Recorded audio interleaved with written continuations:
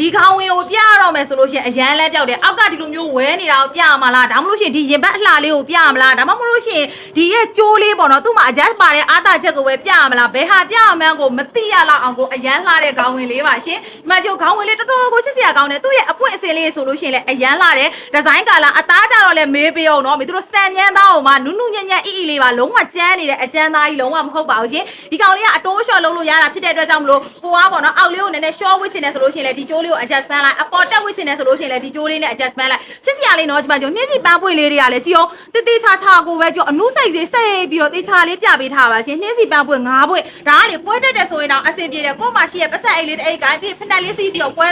ကြော့လေးတဲ့နော်အရန်ထားပါတယ်ရှင်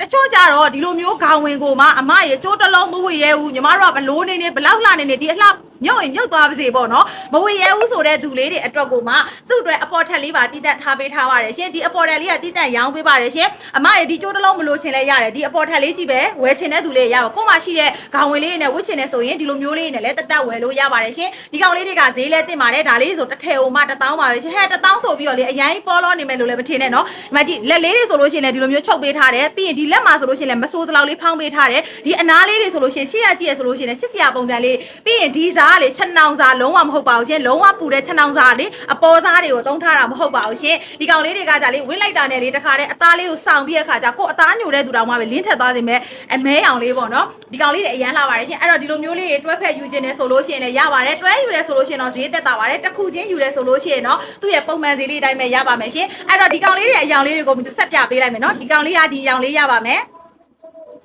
နောက်တစ်ယောင်ကကြတော့အဖြူလေးနဲ့သွားတဲ့အယောင်လေးချို့အပွင့်စင်လေးအရန်ချစ်စရာကောင်းတယ်နော်မင်းတို့ကတော့လေအကုန်ကြို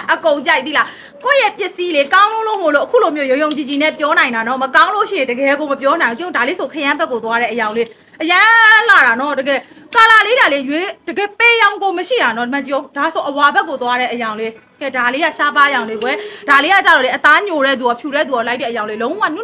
လေးကြည့်အောင်ဒီရောင်လေးအညိုလို့ပြောရမလားဘာလို့ပြောရမလဲမပြောတတ်တော့ဘူးဒီရောင်လေးသူကဂျားရောင်လေးဖြစ်နေတော့လေမသူလည်းမပြောတတ်တော့ဘူးပေါ့နော်အဲ့တော့ဒီလိုမျိုးဒီဇိုင်းကာလာအနေထားနဲ့အရန်လှတဲ့ခေါင်းဝင်လေးတွေကဒီဇိုင်းဆောင်မေသူချိုက်တဲ့ဆိုင်မှာ shopping ထွက်သလိုလာထွက်တစ်ထည်နှစ်ထည်တဲ့ကိုရွေးစရာမရှိဘဲနဲ့လေကောက်ပြန်သွားမယ်ထဲမှာမေသူချိုက်တဲ့ဆိုင်မပါဘူးငေးပြီးတော့အကုန်လုံးလိုချင်နေပြီးတော့တစ်ဆိုင်လုံးလှက်ပတ်ပြီးမူးပြီးခါကျပြန်မထွက်ချင်တဲ့မေသူချိုက်တဲ့ဆိုင်ဖြစ်စေရမယ်နော်ကျေးဇူးတင်ပါတယ်ရှင်